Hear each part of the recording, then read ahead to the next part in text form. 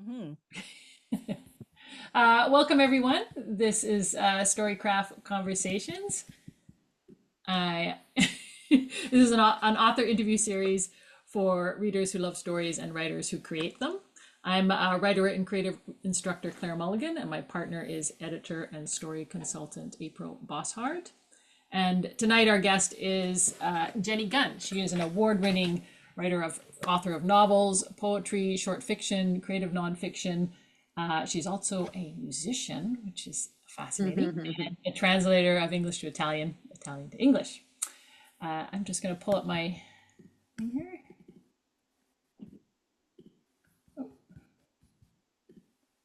So tonight we will be talking, amongst many things, about her latest novel, Cipher, which was the winner of the 2025 SCWES Book Award for Fiction. That's the Sunshine Coast. What's the rest of the acronym, Genni? Uh, Sunshine Coast, writers and editors, something. It's Writers and a editors, something that means a collective, ah I think.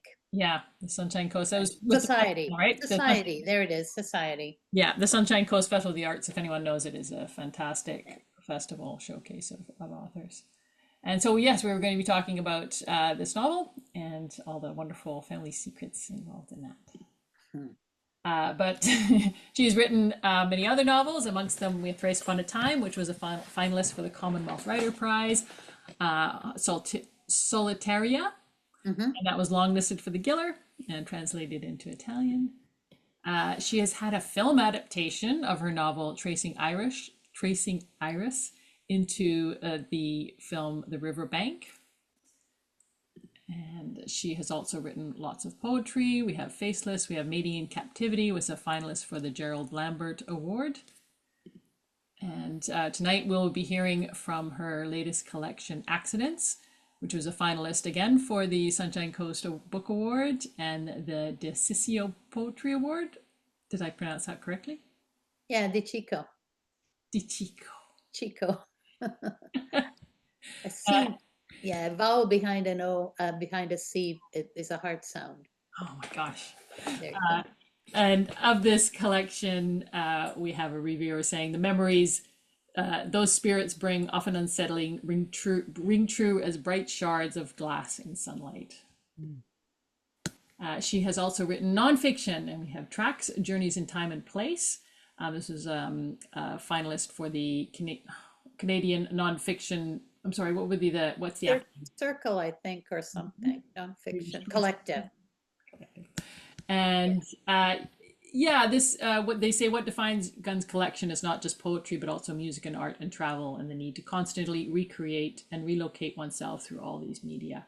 And I thought that was an interesting quote because a lot of your work is so multi-genre, and it feels like everything kind of informs each other and enhances each other. And I think that's a really interesting approach for writers to understand that it's okay to stretch your craft and see how Hmm. inflect each other. We'll also be talking about her short story collection, Permanent Tourist, her latest collection, published in 2020, finalist for the Relit Prize. And these is a collection of intersecting short stories of people who are traveling and people who cannot travel. And it's just utterly fascinating the way the intersection between these stories. And she is a translator. So we have many books of different genres being translated here. A Ship for Kobe is the latest one, a memoir that has some things in common with Cipher. Yeah, so we want to talk. Yeah, yeah. There. Okay. All right, so my first question tonight concerns Cipher. And Cipher gives us the war-crossed love story of English Olivia and Italian Nino, the two young people who are recruited into the SOE, the Special Operations Executive during World War II. And the novel opens in 2010 with the daughter of Nino coming to see him in Trieste, in Italy, where he is dying. She's not seen him for like 17 years. And she discovers a box of her father's, and in it, evidence that unbeknownst to her, he had enlisted in the British Army. And she also finds a photograph of Olivia.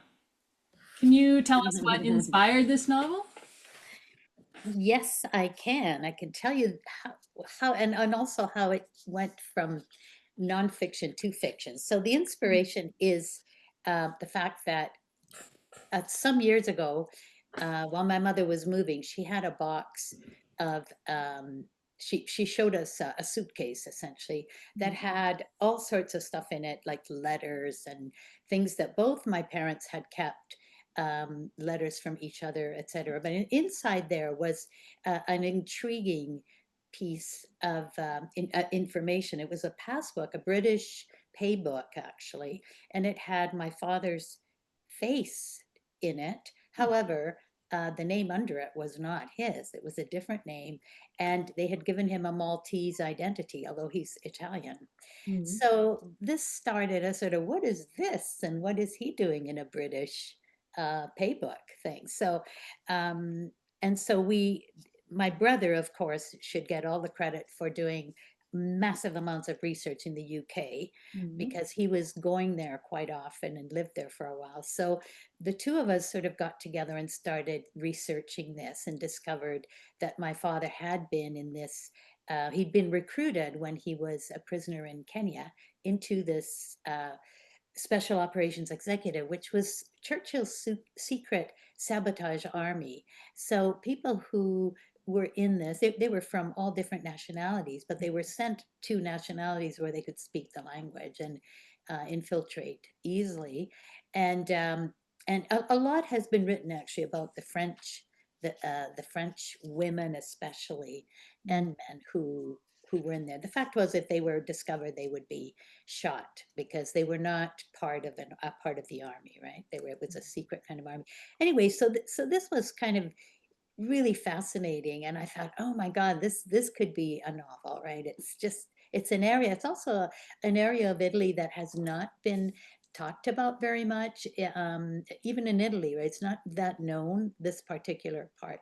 There's much more of Holland and France with the SOE.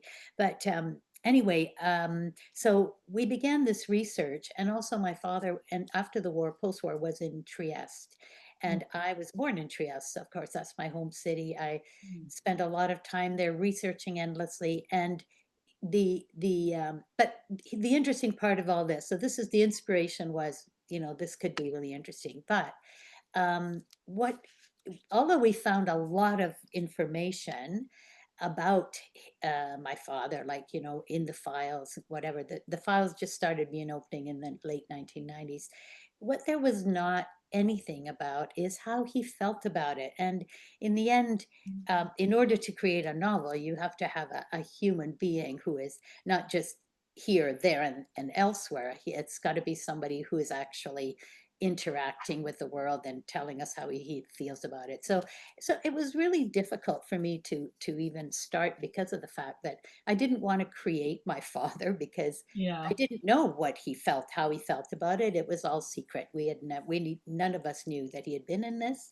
So including my mother, right? So I couldn't ask him. He died in 1972, Mm, and so there was no way to find this out. So if for a long time it was difficult to write the novel because I didn't want to create him and have people think, oh, this is her father. Well, I don't know where he was, and what I sort of know where he was just location wise, but I don't know what he did, how he felt about it, all of that part. So that was the inspiration. And then I created this Olivia. mm, Somehow she sprang out of my mind, and she actually sort of started taking over the story for a while, just because she has an interesting thing. She has hyperthymesia, which is it's the ability the ability to never forget. as mm. long as she is as long as she experiences something, Right. it is never forgotten, and every time she remembers it, it is exactly as if she were experiencing it now. It's a very strange thing, but of course you can imagine in espionage that would be a rather valuable Yeah. tool to have. Yeah. And so once I created her, then I felt I was able to let go the idea of my father, where the inspiration came Mm, from, and actually just start creating a fictional character who was a composite of massive amounts of people in the research that I read. Yeah, all of that. And then the story kind of came to life in that way, right? In other words, I had to let go of the truth or the facts in order to create something that was true, if you know what I mean. Yeah. Yeah, that's a really good way to put it. Mm, The research yeah, sounds epic and challenging. yeah. Do you have any tips for us about this kind of research and what sort of surprised you the most? Well, I think ideally what you want to do is primary research, right? In other words, I mean, you can go and read newspapers and about what other people said about things, but and that's valuable too. But really, the most valuable is the primary, and that is the actual people who were there. If you can interview them, that's the best. I interviewed everyone I could find in Trieste who had worked with my dad. So I didn't find many, but I did find about 4 people, and they were invaluable. And some of them had worked with him in the later parts, and some knew him better than others. So that was really interesting. And then the archives, of course, if you can get the research in the archives, so this person actually, you have the letter, you have the thing, and that was really interesting to do as well, right? The most sort of difficult and fascinating thing maybe that happened there is has to do a lot with Italy and how Italy works, right, in these sorts of circles. So I wanted to find his what they call the personale, which is his personal biography or whatever, his personal thing, right? And so we looked in the UK, but there was nothing there, and there had been a fire in the UK archives. I think in the late 90s, perhaps, or maybe even 80s, I'm not sure. So a lot of the material was destroyed. And Mhm. so we thought, okay, well, maybe I can find this in the Trieste archives, because he was also, after the war, he went with the British to Trieste when Trieste was a free territory. Mhm. And so I spent, oh my God, I spent months at different times in the archives. I searched endlessly. I asked if I could not find this personal, his personality. So eventually, one of these people who had known my dad, this man who was in his probably mid to late 80s, he said to me, "What are you doing today?" It just happened. And I said, "Well, I'm desperately trying to find this document, and there's no way I just can't find it." He said, "Okay, I'm going to take you somewhere." So he picked me up, and we drove sort of outside of Trieste a little ways, Mhm. and there was, which was into an area where they kept files of that era, like it was just a depository for files. And so when we got there, he came in and he knew everybody there. So he said, "Oh, I want to speak to the director, so and so." And the secretary went off and got him. And then he just quickly said, "Yes, we're here, and she's trying doing this research. We need to find the personality." And he said, "Oh, okay." So he picks up the phone and he makes like a 2-second phone call. Then he hangs up. He says, "Okay, just go down to the archive. It's waiting for you there." It was like, Yeah. oh my God. And what it really shows is how Italian bureaucracy works, right? You need to know someone who knows someone in order to get things. You can't just go in and say, "I'm looking for Mhm. this. Can you find it?" Like somehow it has to be done this way. So Mhm. so that was a really difficult thing. And then we did go to the archives, picked up this personality, and then it was a huge disappointment because it actually didn't have anything personal. It Mhm. had, pay dates, and like it Mhm. was all factual stuff, and where he was here, he was in Africa, he was there, but it didn't have anything that I could really use, right? So, Right, but disappointing. anyway, but it was an interesting experience, and it was kind of a fun thing, this sort of, it's all mystery somehow, right? Yeah. Yeah, we sort of picture authors, just, reading books and hunker down in their offices hiding. But of course, to do historical fiction, you have to be out there in the field, almost like an. Yeah, and I mean, if you can't find anyone who's alive, you still have to go and look. Um, there are, well, especially nowadays, right? I found, for example, a website in Italy that was just where people could go in, just anybody could go in and write their war story. And Wow. so it's all archived in different, and in depending on which war, which Mhm. city, which thing. So you can just go in and read people's first person accounts. What can be better than that? You're hearing the Yeah. voices of the people of that time, right? Mm. Yeah. So diaries and things like that also are invaluable if you can find them. Wow. Yeah. Yeah. I mean, speaking to the emotion of the story, I mean, it's such a romantic story, but not conventional in any way.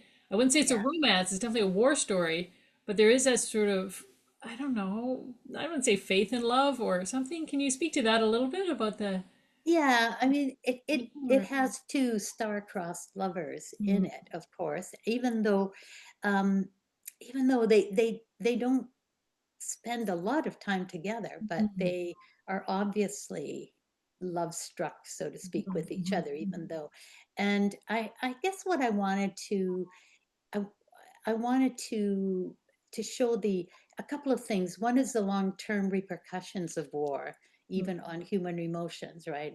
On love, on jealousy, on all of that. mhm, And the other is just, and these are like effects that continue through your life, not just the things that happen during the war, but continue mhm. on, right? And yeah, and war kind of heightens feelings, right? You get everything is heightened. So Mhm, even mhm, romance is super heightened during at war mhm, times, mhm. right? Yeah, because you don't know if you're going to live Yeah. tomorrow or whatever, right? Yeah. Mhm, And also I was really interested in the historical aspect of what happened in Italy. Um, but it's no good just writing a history. I didn't want to write a history book. So I yeah. had to find I had to find characters who could carry that story, Hearing right? that Yeah, story. who Yeah. could carry that without sounding like it was a history lesson. Yeah, because the characters are very young, like they're young, Yeah, and they're you really get that, you know, that intensity of love and that sort of they're so advanced, you know, they're doing these epic, you know, espionage and very grown up things, of course, but they're still these very young people they're who very are young. falling Yeah. passionately in love and they're, you know, having little, you know, who, yeah, and I just thought that was so well done because it made Thank me feel like you. you reminded that these are yes, these are people doing these amazing things in times of war, but they're also very young people who are falling passionately in love and unsure of themselves and having doubts and you know asking each other, does she think she loves me or not? And I thought Yeah, that no, was really well absolutely, done. because that was, and some of that I was able to really get from, I have to say, from, even though I didn't include them in the book, Mm, they were the story, the letters. My mom and dad, we found 98, I think, letters right. between them when they first met during courtship. So each had kept the letters. So there were both sides of them. I mean, it was extraordinary, right? And they were just, oh, crazily romantic. I mean, Uh, over the top romantic in a way that, nobody on email or text will no. ever experience these kinds of really, really over the top romantic feelings, right? But also all the jealousies that go with that, and everything expressed in these daily letters, right? Yeah. Oh my gosh, that must be fascinating. Yeah. Yeah, So yeah. So yeah, I mean, I think what you were saying about the war stories having to be not multi-generational, but the way they you know, affect people down the generations. So I think does that have something to do with the way you chose to structure the novel? Yeah. um yes, the structure of the novel was, God, it was, I could tell you, it took me several years, even when I had the story, to figure out how to put it together. Because at one time I had three extra stories besides Olivia and Nino. There Mhm. were three complete other stories. One was um, Bella, she sort of is the frame around the story, the present day Yeah. daughter who is researching the story. Then there was Nino in his old age. There was a whole story of him as an old person, her Mhm. dad. And then there was the story of Bianca, Mm. who is Bella's mother, Mhm. And so that was a whole story too. Well, in the end, I suddenly realized, oh my God, there are five stories here trying to all vie for each Yeah. for for the front page, right? So yeah, so I forced myself to take them out Okay. essentially. So Nino's older story went away. Mhm. Bella's story mostly got, well, she just comes in as she Mhm. does, but it's not her story. Mm. And or Bianca, I would meant. And Bella, I decided to just use Bella Yeah. in these parts called intermissions, and they're just they happen only three times in the novel: at the beginning, Okay. 2/3 of the way through, and then at the end. And they kind of function as a frame in one level for Mhm. the story to fit inside of, but also um, a kind of a bringing of what the war is into the present. Like, I think if you're going to write a historical novel, a fiction of any kind, it should reflect the present. Or Yeah. else, what's the point? We already know the Yeah. history, right? So, Yeah. for me anyway, that's how I feel about it. And we're living right now with south of us a very something very familiar to the Yeah. Mussolini era, right? And all of that Yeah. part of it. So I thought this was something that was interesting because it would reflect what's going on in the present. It's not just the past, right? Absolutely. I know. Yeah, Gosh. yeah. Do you have So a reading for us that? I do. I'm just going to read you. I'm just going to read a couple of paragraphs from the very beginning of the novel. So this is actually, one second while I just, for some reason, oh no, that's too dark. I don't know. Anyway, um, okay, it's this is the very beginning. So it's Bella. Bella's the daughter who's speaking, and so Pozzeco, Italy, 2010. It begins with a lawyer's letter. My father is in hospital in Trieste. I have not spoken to him in years, not since he moved back to Italy 17 years ago. After my mother died, I gouged him out of my life, certain he had been the cause of her anguish. In that charged, desperate time, I didn't write to tell him of her death. Let him discover it for himself. Each new resentment added to the rest, like gauze wound tightly against grief. Memory is unpredictable and unstable. Sometimes I can transform my happy childhood incidents into betrayals, see familiar faces as strangers, curious looks as critical ones, half smiles as sneers, laughing eyes as ridicule, everything shifting. Sometimes my memories feel like impulsive choices, re envisionings, erasures. Is my father really the monster I've created? Unrecognizable at the hospital, his face is a mesh of crisscrossing tubes, eye sockets swollen, cheeks bruised and scraped, forehead bandaged. A week ago, he tripped on the street, the attendant says. A fall. I recreate the father of my youth, proud, tall on the pedestal we put him all. A fall. He lies in an induced coma. What do I know of him, really? His life compressed into secret sediments I'd like to excavate. He was a series of entrances and exits, running towards and away from us. So that's just Oh, the just the very beginning, yeah. I love that. I hear the poetry there so Yeah, much. the Some of these beautiful similes and metaphors. mhm, Yeah. And yeah, we get that sense of how the past has influenced the present, the multi-generational trauma of war, and how it affects. mhm, mhm. So it opens with Bella, we go into the past and we come back. And then yeah, she finds the picture. She finds the very book I've described that we found, and but out of the fictional book uh, comes this photograph of Olivia, Oh. and on the back of it it says Olivia, my love. Mm. And then you turn the page and it begins with Olivia. Actually, I think there's one tiny line before that Mhm. that I always liked, just because it set up the next bit. Mm. Um, you mustn't upset him, my mother always said. His heart is damaged. Damage of the heart, loss, loneliness, love. Oh. And then you turn the page and it's Olivia, yeah. Oh, that's so Mm. cute. I love that. Thank you for that. I love that. You're Uh, welcome. I want to turn to Permanent Tourists. Yeah. This was published in 2020. I had this on my shelf and I've revisited a couple of times because I just love this collection. It's really for one thing, the stories entwine, which I always love when I find short stories that entwine, but they do so in a way that's very natural and it feels like it's meant to do, yet they feel very separate stories as well. And Uh-huh. I this time coming back to it because I love to travel, and I've traveled, when I was in my 20s and 30s a lot. So I really recognize these people, and it's hard to Mhm. do that well, to write about Westerners traveling in other countries. And it almost had a White Lotus vibe this time for me. Oh, Yeah, yeah.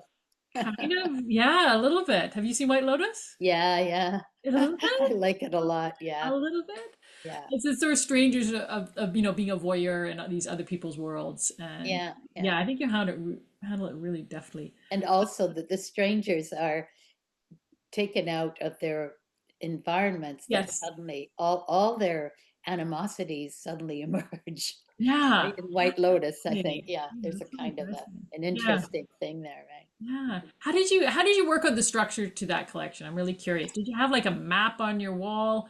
Did you sort of? Eventually I did because I needed a timelines because Mhm.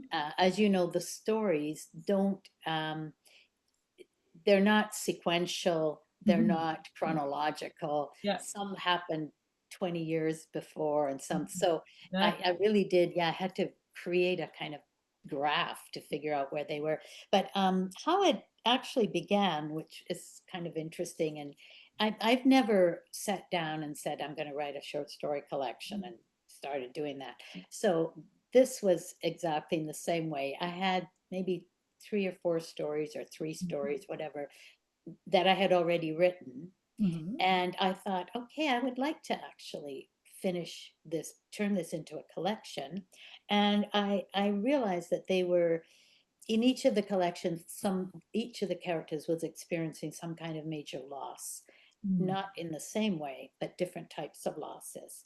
And so at that point, I thought, that's interesting. So how could I make that something that would link to the stories? How can I bring them together in that way? So I had them. So then I decided on the support group. These are all these characters have met at this support group that happened some years before. So it's even that's off, Mhm. yeah, off stage, so to speak. Um, and so that was really interesting. Now I thought, oh, this is good. And so the stories are not, they're not necessarily the protagonists who appear in other stories, Mhm. but they could be minor characters in some stories that come back Mhm. and do that. As in the first story has a protagonist as a mother and she has and her daughter, and her daughter is the one who becomes the protagonist of a different story later on, which connects to that first story, right? She goes looking for the dad, right? In a Yeah. much later story. Yeah. The Yeah. dad who's kind of always absent. So yeah, and yeah, so that was really fun to do. And then the other thing that was really interesting and fun to do, it was like a puzzle, right? It was like creating this puzzle, and I didn't want to do the obvious thing, which is to put the support group at the beginning or something, and have you know who everyone was. No, so I put the support group really in the middle of it, or actually it's not even the support group that's in the middle of it, but it's they all meet at a funeral, right? Mhm. Yeah. In the middle of the book. And at that point, now you hear names. And so you can go, oh, that's the person who I read about in Mhm. that other story. Yeah, that kind of thing. And then they all link together. Yeah. Yeah. Yeah, yeah, I love that because you like everybody in any story, it should be that every character, the story could actually be told from their POV. That's right. If you do it, if Yes. you're thinking you're doing it well, and then actually it's like, but and you actually can do it from their different POVs, and then it makes you see the other stories in a little bit of a little different light. A little bit differently. Yeah. Yeah. So it was like a puzzle even for me, right, to do it. Mhm. And also I think I like the idea that readers have to do a little bit of work Yeah, too, right? absolutely. Yeah, I Absolutely. mean, I like to do a little work. I like to be presented with a novel that's a little challenging, or Absolutely. stories or whatever. Yeah, yeah. Because I feel I want to be invested in it, yeah, in the same thing. Yeah. Yeah, yeah. So No, I love that one. yeah, um, maybe I'll read you a little piece, just a teeny bit from that, will I? Yeah, absolutely. From Reunion, and there's a little story about this story too, because um, the character in this story, even though I've forgotten what name I gave her, Mhm. but anyway, it doesn't matter. Carrie, I think her name's Carrie here. In my my second short story collection in Hungers, at the end of the collection, there's a section called Hungers, and it is 5 short stories that are the same 2 characters, 2 sisters Mhm. are in those short stories, and it's a progression through years, Mhm. right? They maybe there's, I don't know, 15 years or 10 years of progression in those stories. And when I was finishing or working on Permanent Tourists, Mhm. suddenly that voice came back to me, and I thought, oh, they could come back together. So, of course, this is too obscure and arcane for people who haven't read the other books, so they wouldn't know that. So I gave them different names and didn't worry about that. But technically, if I were to put these stories, if I could were put this at the end of the other 5 stories, it would connect perfectly, right? Mhm. It's Mhm. the same 2 characters. And Oh. this is a first person story. All right, just 2 paragraphs. It's been years since we were all together again, and here we are trapped in a rental van like a package deja vu. Dad still clutches his maps and historical guides. Mum is more mollifying than ever, glossing over any misunderstanding.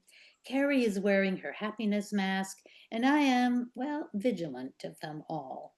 We are older now, which means we should all be more mature and less resentful about all that happened years ago. I say we should be because naturally we're not.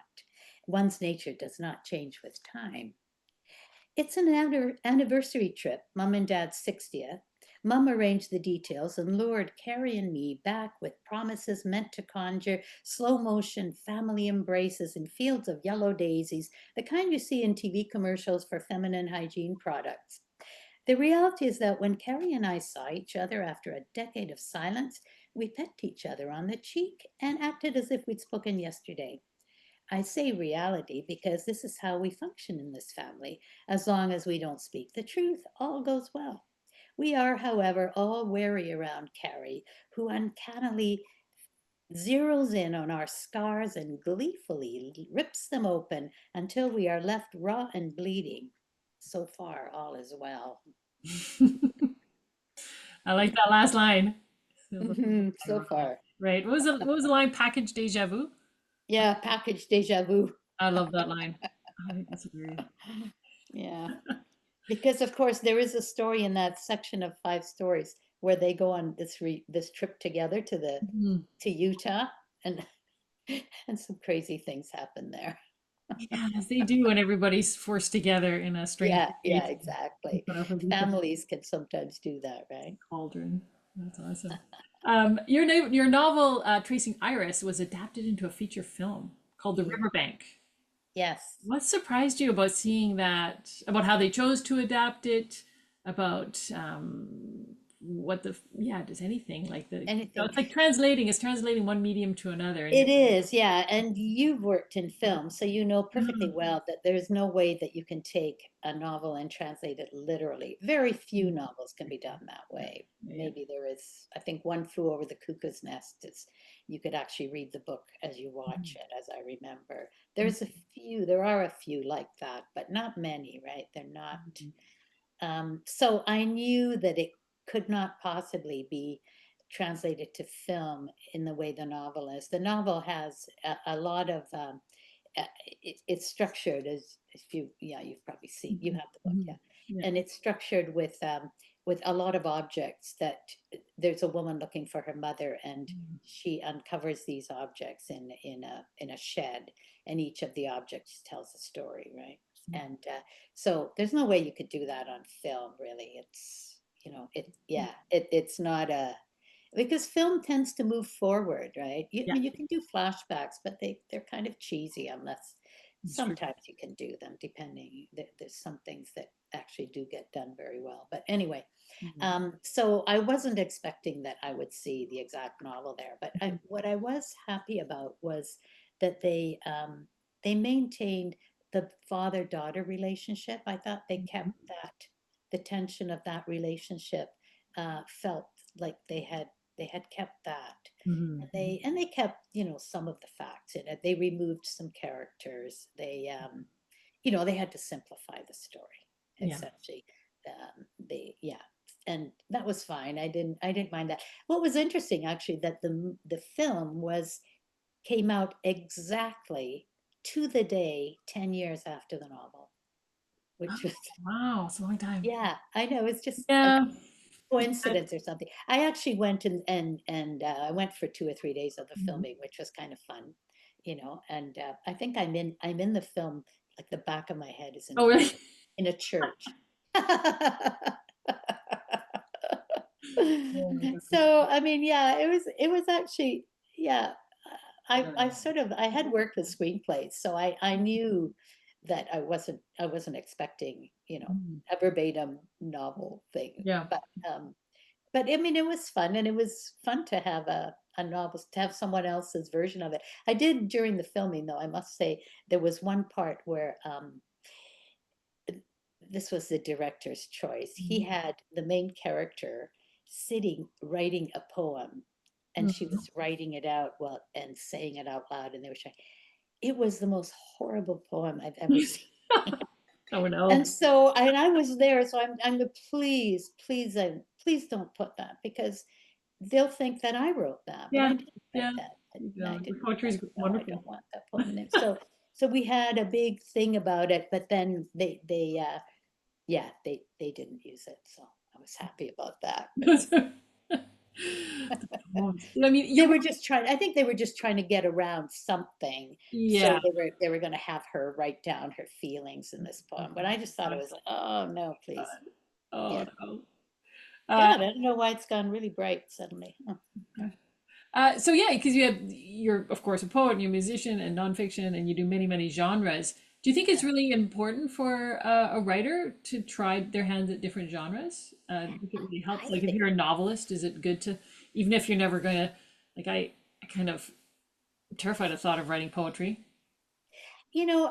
I think it is great. I think No? it's really great. And I studied all of the forms, right? I did study them all. In fact, I think I may have started with poetry, Mm. actually, as Mhm. a lot of people do. But um and yeah, I studied screenwriting. I was interested in all the different forms, right? But I think what's really great about trying out different forms is that I think not every idea is a novel idea. Not every idea is a short story idea. Not every idea is a poem idea. So that's what I like. It's the freedom to actually use whatever form fits whatever the idea is that you have at that moment. And so there's a freedom in that, right? Yeah. But I would say, with poetry and fiction, short fiction, I don't sit down to write those as books, right? I will write one story. Right now, I have maybe 3 stories floating around. Some have been published, as in journals or something, but they're not yet a collection. They're just sitting there. At some point, I'll see what connects them, and then I will maybe write a few more stories to go with them. But that hasn't come yet. That moment hasn't come yet. So, and the same with poetry. I might write poetry over 3 or 4 years. In fact, I have 3 poetry collections, exactly 14 years apart, Oh, which is crazy, right? I didn't mean to do that, but that's just how yeah. it happened. Oh, wonderful. Yeah, Could you read us an excerpt of one of your poems? I could, and I'm going to read. Have to find it here. There it is. Okay. Okay, this is the poem. I just wanted to say something about it. I sort of become a little bit interested, or not a little bit, a lot interested in poetic form. Um, and in this book, there are a number of glosas, which are a really interesting form for those people who are listening who maybe love poetry, because what you do is you take you find a poem that exists, right, with that has four. You want 4 lines is what you need out of it. I guess you could have more, but 4 lines out of someone else's poem, and then you write your own poem, but you use each of those 4 lines as the ending line of your stanza. So your poem will have 4 stanzas, and Mm. each one of them will have 1 line from that poem that is you give the reference of that poem. So it's actually really fun to do, right? Because Interesting. you have to, well, you have to have the right poem to do that, or the right for Mhm. the right idea that will fit that poem. Mhm. But you Oh, know, that's so cool. so I did do a series of those, but the other form that I really love and had done 3 or 4 more poems here is the sestina. And the sestina is a poem. It's a poem, as the sestina sort of word says. It has 6 stanzas with 6 lines in it, and the 6 end words of the first stanza are Okay. repeated in each of the other stanzas in a different order. Oh. So it's the same, yeah. So it's the same 6 words, and the trick is to try and manipulate those 6 words so that they don't mean the same thing each time you use them, because they're going to be at the end of the lines, but you have, or else it would be tedious, really, right? So, um, and then at the end of the poem, you have a 3 line stanza that includes all 6 words. Okay. So I'm just Wow. telling you that because I'm going to read a sestina, and you might be able. Now, of course, the trick is to also do this enjambment, which is when you don't go da da da da da da da Mhm. da da da da da da da, right? You bring the end of one line into the beginning of the next, so you don't hear that those repeated words quite so specifically at the end of lines, Okay. if you know what I mean. And so this is a poem called "In the Event," and it's a poem that I actually wrote to a very good friend of mine who, when this poem came to be, she was in the middle of, she had just had a breakup Mhm. with a man she really cared about and was, you know, really in a state. Mhm. And so I thought about that. And this Yeah. was the poem for her. Okay. It's about love affairs, really, but it's not in the poem. In the event of an earthquake, stay calm, avoid panic. If indoors, crouch under a desk or table. If outdoors, find an open space, no trees, nothing to fall. Conceal fear with vigor. Protect your temples, head, and neck. Recoil from windows. After the shaking stops, expect aftershocks when your lover departs. After the shock wears off, your heart is a drained lagoon, a panic attack. Keep curtains drawn, the windows battened against the tidal wave. Outdoors, wind seethes. Stay calm. Erect a temple in your head and wear a smile. Conceal the blistering grief. In the event of fire, conceal the burns and scars. Avoid the aftershocks. Move to a Buddhist country. Gold leaf a temple. Make rice. Become a monk and never panic despite the trucks of soldiers. Stay calm. Outdoors, walk barefoot, and when inside, open the windows to welcome birds, cicadas, death, through windows of your own design. A phoenix, perhaps, concealed in a nest of boughs and spices, wary of its solitary life outdoors. What scarlet plumage in the height of night? What aftershock, the pyre, gold tinged feathers when the fire strikes? Don't panic. Collect the ashes in an egg of myrrh and take them to the temple of the Egyptian god. Spend time in, in Heliopolis, a temple to optimism. There's no alternative, only the fall from windows 100 stories down, leaps into raging currents. Panic, a twist of rope, skid marks on a switchback road, sky congealed in limbs of green. Stay calm. Lie in sun. Welcome aftershocks under your skin. Let grief surge through you. An outdoor spring bound for the estuary. Stay calm. Move out of doorways into the light. Believe in miracles. Build temples in the air. Beware of pyrotechnics, the aftershocks, new lovers, skin, voices that haunt you in the widowed night. In the event of earthquakes, conceal emotion in the desert of yourself. Stay calm. Don't panic. In the event of an event, impending death, build windows to escape from, eternal arcs, temples for disbelievers to conceal the aftershocks, bridges to span the sudden gulps, the panic. Hmm. Oh, that's marvelous. I love that. I just love the imagery there and the whole, it's a little bit cheeky, like, taking it into all these extremes, but that's exactly what it feels like, What right? it feels like, right? Yeah. Yeah. When you're Yeah. kind of panicking, right? Yeah, Yeah. it's a wonderful tone. That sense of like, I want to be able to, before we get to the question, I want to talk about your translations. And it seems when you're doing poetry, I mean, there's such a emphasis on thinking about every single word and the way you were talking about them with this almost mathematical formula, which I think is what scares me about poetry, to be honest. But it's sort of, and that must come into play with translations, right? Of course, word choice and everything else, but there's so much Yes. more that goes into it than just thinking of which word. Well, and the thing about translation too is just the differences in language, right? Mhm. You're well, you're translating culture as well, right? I mean, Right. language contains culture in it, right? So Yeah.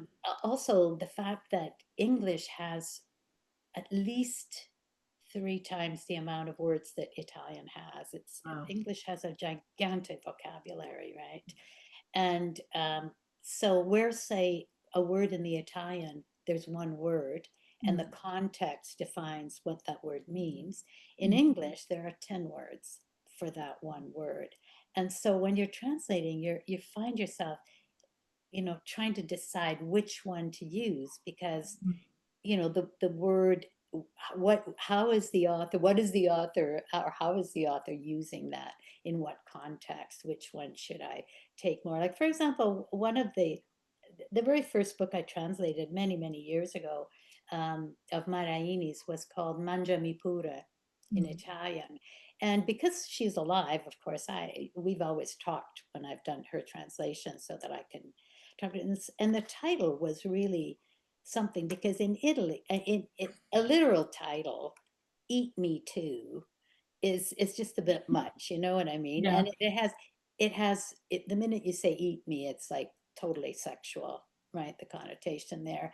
Yeah. And so, and it in the original, she didn't, there is a sexual aspect, but that wasn't the feminist feeling. It was more about being devoured, which is what I use, devour me too, which Oh, okay, contains, okay. Yeah, yeah, yeah, it contains the larger self and not just the sexual, right? absolutely. So there's stuff like that where you have to make a decision about something. And I've been very fortunate in the poetry translations, and even in the memoir that I did of Maraini's, because I could talk to her and Hmm. say to her, okay, this is what we could do here. And I remember there were sometimes I found a couple of lines that just really, in the English, just sounded really awful. And so I just, they just, because, the language might take that and turn it into some kind of trite Hmm. word in English, or the connotations of words change so much, right? And then Hmm. the other thing, oh yeah, I was going to show you this fabulous thing. I don't know if you can see that. Odd pairs and false friends, Oh. because there are many words in Italian that sound like the English, or and so you think you know what they mean, but Hmm. actually they don't mean that at all. They mean something else. And also, because language is constantly changing, Hmm. there is all the yeah, the connotations around Hmm. language that you don't even think about, right? So you can't translate things literally. You have to really understand the language to do that, right? Yeah. So Yeah. it's a fascinating thing. And what I love about translation is that I don't have to create the original Hmm. thing that's there, the plot, the whatever. But I spend days and days immersed in dictionaries and language and thinking about language and especially with poetry, Mm, you can't translate poetry literally. mm, It's horrible, and because you have to also keep in mind that poetry is filled with poetic techniques. So if an author is using, I don't know, alliteration, you want to try and find that in the English. How can I render not only meaning but sound? Because if the sound is important to the author, you need to yeah. make the sound. Like for example, if you were discussing something really soft, you wouldn't want to use words that start with K and Right. like hard lettered words, right? You'd want those soft lettered words, and assuming that's what the original had in it. So in other words, you're trying to also do that, right? You're trying to work with the poetic techniques that the original has, not just. So I like it because I love challenges, right? I really love challenges, and so Mhm. I find translation is like that. It's a kind of challenge. You sit and you look at, you're trying to decide, is this the right one? And yeah, that kind of thing. So, Do you have any words for us Italian words that we need in English? well, you know, I was thinking about that. Now, the English language contains approximately 30 to 40% Latin, right? Which are essentially, yeah, the same roots as Italian. And um, so we actually have a lot of words already in the English. But I thought I thought I would answer this with words that we really need in English. These are things that really peeve me when I go out to a coffee shop, and they have biscotti, right? Biscotti. And people come in and say, I would like one biscotti. Now, biscotti is the plural of biscotto. So it's like saying I'll have one of, oh no, in English you can't really do it well. But anyway, it's just like I can't stand to hear it because they're using they're using a plural for a singular word, right? And the same thing goes for in the opposite way for cappuccini. Cappuccini is more than one cappuccino. Cappuccino is one. So you would have one cappuccino and three cappuccini. But instead, here they go, I'll have a cappuccino and I'll have two cappuccinos with an S at the end, like, eh. So panini are plural again. There's a lot of them. So, but people come up and go, I'll have one panini. So I could just go through menus. In fact, I have been known, I have to admit, that I have at times picked up a menu and with my pen, I have done a little editing of the menus. I love that. I love that. Okay, now I'm forevermore. I will ask for two cappuccinis when I Two when I cappuccini. That's right. There you cappuccinis. go. Awesome. Before we go to the questions too, do you have a prompt for us that I you thought teach as well, right? You teach creative writing. yeah, I Yeah, yeah. have thought, yeah. Yeah. I'll tell you what I think is a good prompt. And it's a really simple prompt. It's a 3-word prompt. Okay. If I could, Oh, that's it. If I could. that's it. It's a really good prompt. It's a very good prompt because you know that if it says if I could, it means that it's something you can't do It's something you can't, and it's something you want, and and something you that's want. stopping you from getting it, which is, of course, Exactly. what do they want? Why Exactly. can't they get it? If I Yes. could. And then just go from there. It would Just make go like from a poem, there. beginning of a poem. It could be You the could beginning do of a anything with story. it. Yeah, you could do anything Ah, with I it. would Yeah. change. And the other great prompt, which is the very beginning of, no, I don't have it here, um, of Tracing Iris, Mm-hmm. is the first time I, because if by saying the first time there's going to be more than one, right? Yeah. And Tracing Iris begins with the first time I saw a dead body, Yeah. I Which is was, great. yeah. So What a great opening. The so first you're time kind I of saw you. waiting for when is the next time? Yeah. Yeah, Yes, implies there's going to be another time, and also, of it course, implies, yeah. So dead body is whose is it? yeah, And I all this think sort of I thing. think that's what you need for beginnings. You need Yeah. something that implies more. Okay. Yeah. That is awesome. If anyone has an if I could and a very short if I could, like just a few more words after that, pop it in the chat. I'd love to Let's see look in the those. chat, see if Yeah. anyone put that in. And I think we can get to our questions. Okay. People have been putting them. So put the questions into the chat if you have them. And And then I've we. got one to start and a few of my own too. Okay. Yeah. Awesome. Wow. Thank you. First of all, thank you for the readings. It was wonderful Thank you. to hear that. And I love having my very minimal Italian corrected. This is good for ordering. I actually had a cappuccino today, so now I There know. you go. But only one, so it was good. Only one. So it was okay. It was okay to be cappuccino. Yeah. Um, so we have a question from the group from Yeah. Diane. Other than as the spark, so this is about Cipher, other than as the spark of inspiration for your novel Cipher, have you used family history or lore for other projects? And if so, do you have any hints, such as how to avoid readers recognizing passed down stories themselves? So I suppose that means dressing it up into fiction, perhaps. Yeah, just trying to think. I have used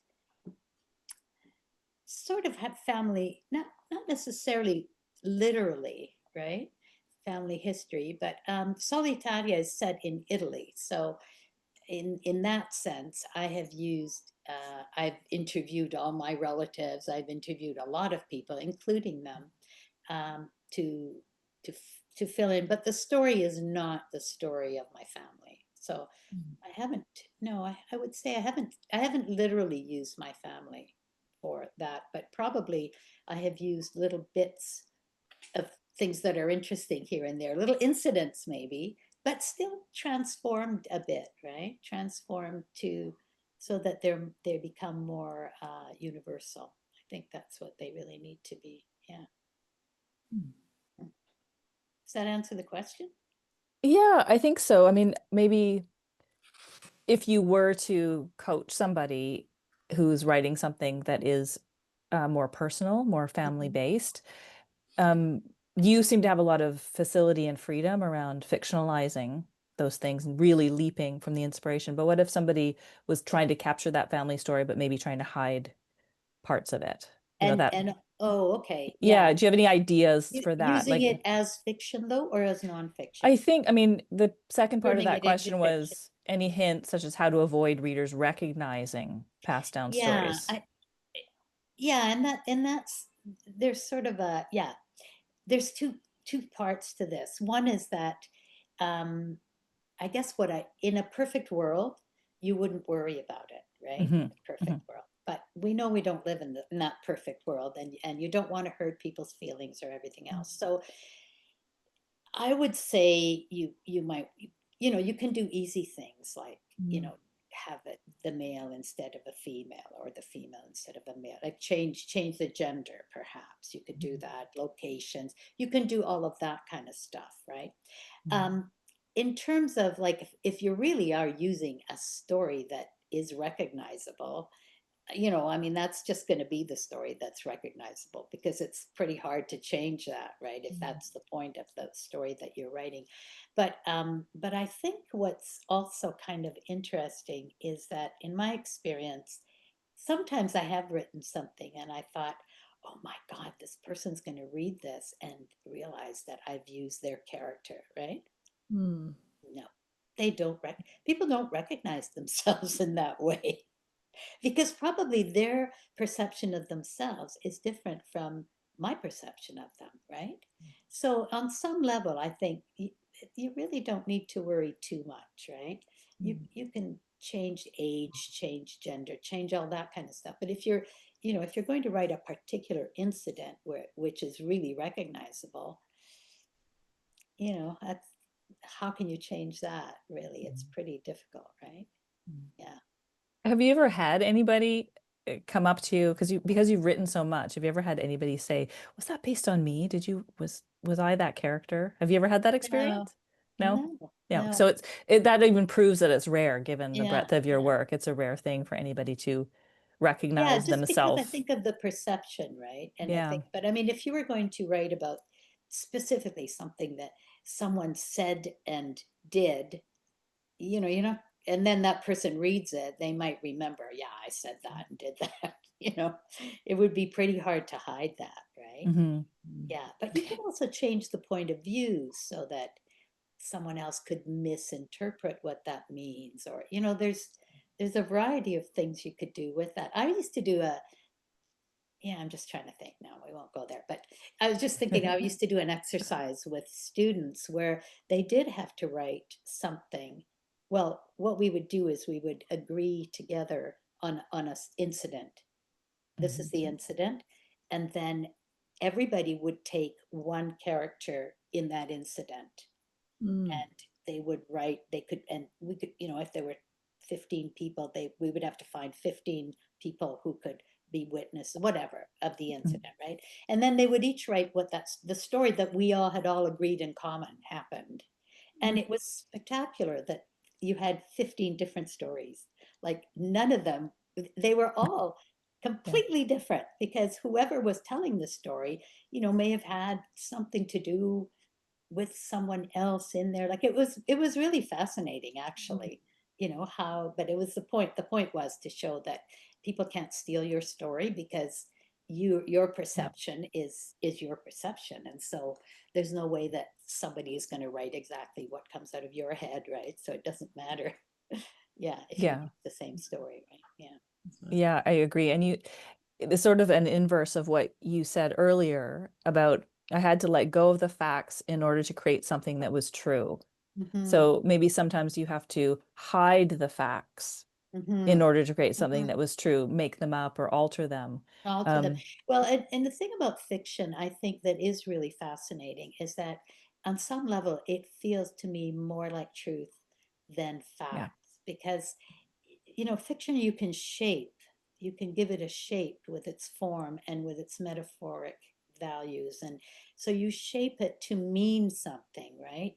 And Hmm. truth doesn't necessarily, facts don't necessarily do that, right? And facts sometimes are often in life are left unfulfilled, unfinished, right? Hmm. Whereas you can actually shape a kind of concise meaning out of something with fiction, using those facts in some way, but creating something to create something that's bigger, I guess. Yeah.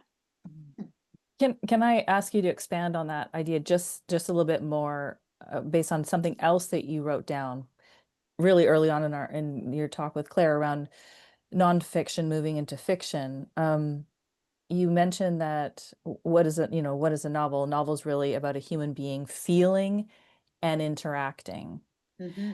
And so could you just speak a little bit more about what you mean by that and sort of bringing something to life that is about truth, maybe more than fact, from that feeling and interacting? Of the thing, yeah. And Yeah. because I guess what it is I'm thinking, unless you're writing, for example, a history book, Mm. right, of some kind, of an event, Yeah. what you want to do is dramatize the Hmm. history, Mm. so that you put a person in that story, Mm. inside that particular history. As you know, inside of Cipher, there's the bombing of the harbor of Bari, right, which is a very not well known fact, but it is a historical fact. Well, to just say that, who cares? It's just a fact, right? Hmm. But so I had to create my characters in that scene. They had to experience that in order for me to put it in there and not have it just be a piece of history. So, and, Hmm. and it's how they respond to it that's important, right? Because the fact itself is just the fact itself. I always say that. I used to say that, a tree is a tree. If you're going to write a poem about a tree that is a tree, don't bother, because we know what a tree is. Like Mm. the tree Right. has to be bigger than itself. It has to transcend its treedom.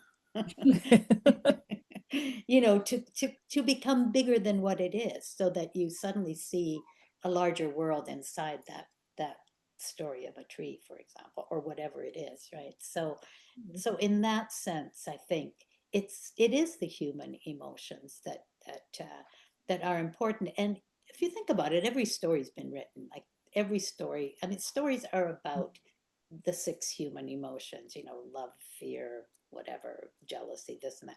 Mhm. But it's how you tell that story that Mhm. creates something original, right? So we could, we could just go to fairy tales. All the stories we know are in those fairy tales already, Yeah. right? And then, but we're always finding new and interesting ways of telling stories, which is fascinating, right? Mhm. And it seems endless Yeah. too. Yeah, but they still are at their core. They are about human emotions because, if you were to write a poem about a bus, the only person who would want to read that poem is another bus. You have to have a person on the bus. And I like what Yeah, I like what you're saying about it, we use the imagination to actually bring life to what is it, I mean, a lifeless fact. A fact is just laying there until it's brought to life, but yeah, it's imagination, and it's drama tends to be fictionalized to some degree because it's not, yeah, recorded history in that very moment. I mean, I love that too, and I work with writers a lot, so I'm always encouraging that yeah. freedom to, I can't remember who said it, but writing the lies that tell the truth, that we can Yes, get to that's more right. truth Yeah. than with that. Yeah. And you had also said, if you're going to write historical fiction or fiction of any kind, it should reflect the present. So I Mhm. just wanted to ask you a question about, it's kind of off the cuff, but what what do you think is most effective to reflect in the present right now? And I don't mean for this to be political. Um, that's not what I'm getting at. It's more like what comes to you as the human experience right now that we're in the present that would connect to fictional stories, historical or Otherwise, contemporary? Yeah. you know, I think we're living in a period of intense, disjointed times Mm. with disconnection, a lot of disconnection and uncertainty.